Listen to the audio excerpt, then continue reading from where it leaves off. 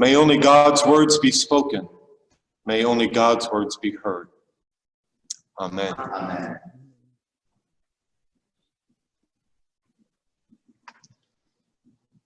I miss you all.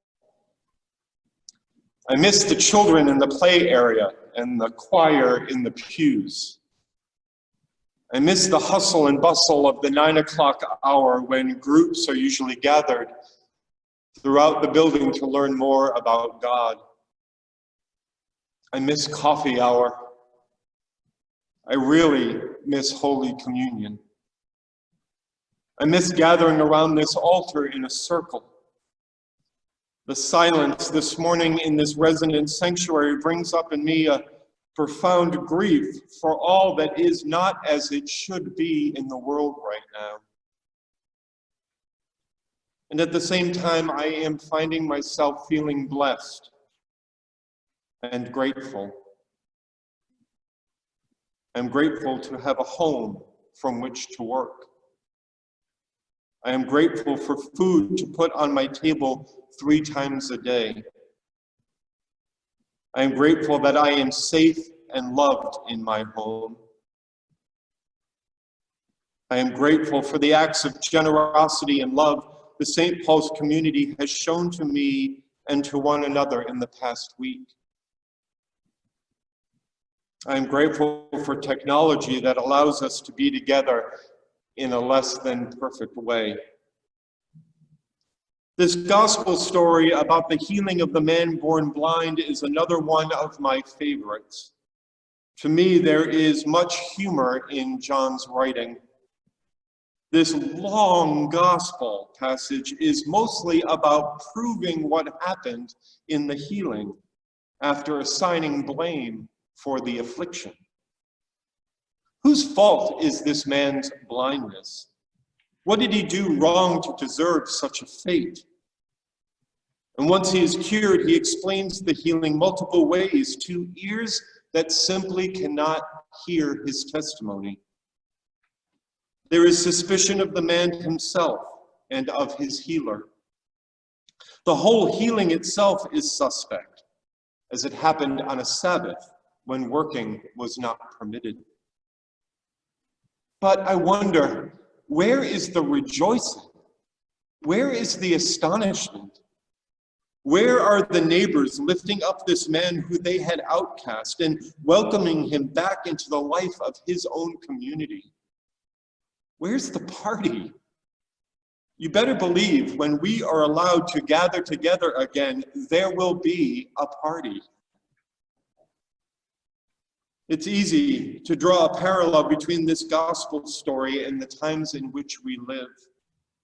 There was and continues to be plenty of blame to go around. Whose fault is this? Where did it start? Who knew what and when? Countries are in a battle to be the first to develop a cure or a vaccine. And honestly, like you, I'm sure I don't care who develops it. I will just be so grateful to whoever it is who does. My sister told me that a colleague of hers explained that he believed that this is all a judgment from God. And those who believe that God acts in such ways, sending pandemics to teach lessons, well, they have their choice of scapegoats who are to bear responsibility for it. Anxiety and fear are powerful motivators. We can laugh together that there is no toilet paper in the store, but the only reason that there isn't any is because people are afraid that there won't be any. The narrative of anxiety and fear makes the object of our anxiety and fear a reality. But I don't think the good news of this gospel story has anything to do with the details of the healing. It's clear that trying to get to the bottom of what actually happened, to whom it happened, by whom, and when it happened, well, none of that got the blind man's neighbors to understand that the point wasn't how he came to see, but that he did. What matters is that the life in front of this man is nothing like the life behind him. It is a story of life before and life after. Conversions are hard to explain. Healings are hard to trust. Cancer doctors are cautious never to use the word cure, but remission. People in recovery are constantly aware of the possibility for that addiction to rear its ugly head once again. Getting distracted with the details of the conversion or the healing or the recovery is to lose sight that the conversion, the healing, and the recovery happened, and that there is a new life being lived that had once been lost.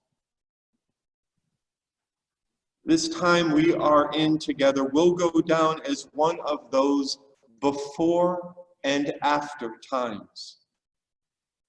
Like the weeks after 9/11 or the early days of the AIDS epidemic, we will all remember the panic, the fear, the anxiety, the blame, and the suspicion that currently grip us. We will remember the communities who were marginalized and sacrificed in our efforts to assign blame. We will remember schools closed, working from home, getting laid off, closing our small business, talking on the sidewalk to each other, a distant 6 feet apart. And we will remember meeting like this. We will remember worshiping through the very same screens we had been working so hard to limit our time on before COVID-19. You know, Jesus knew something about social distancing. The man at the center of the story was himself a target of this practice, as was the woman at the well from last week, and the 10 lepers, and the man with many demons who was chained up in a graveyard.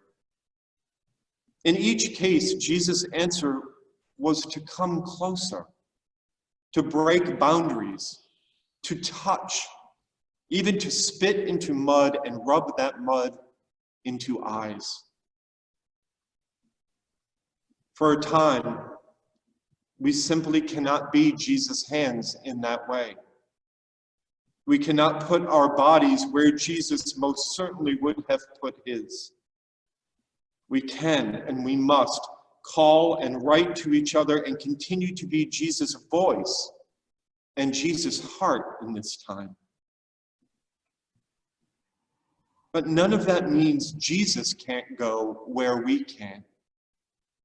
The risen Christ remains as close to us as ever.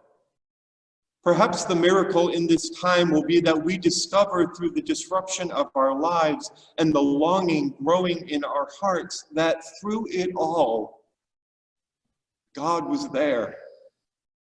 God was always there. God is here, just as God told us God would be, and just as God always has been.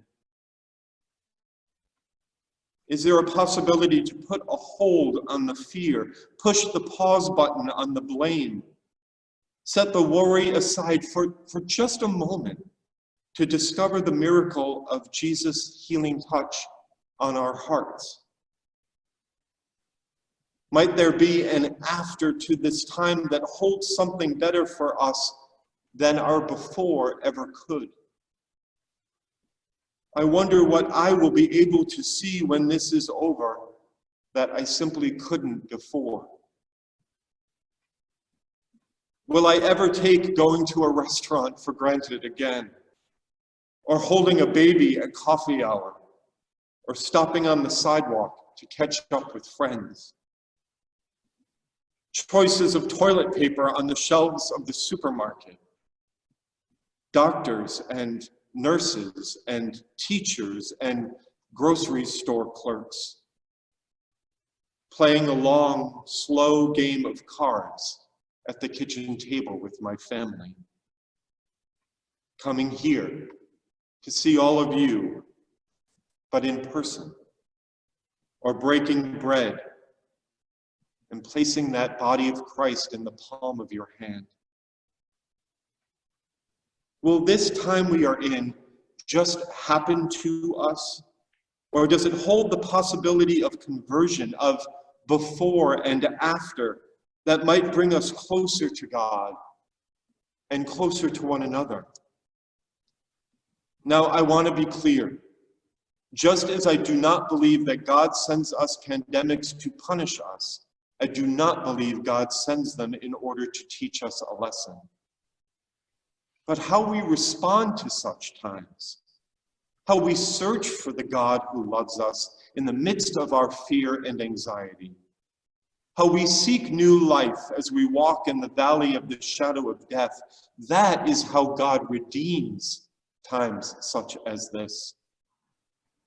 That is how there is conversion, how there is healing, how there can be an after that promises us so much more than our before. I've said to you many times that we don't come into this building to make God happen. We come here to celebrate and to make known that God happens in our lives all the time. So now, and here is our time to celebrate the miracle of that truth. Wherever you are, God is there with you. My friends, my beloved, we will gather here again. We will break bread together again. And until then, may God break open our hearts that God's healing love for the world might be set free. Amen.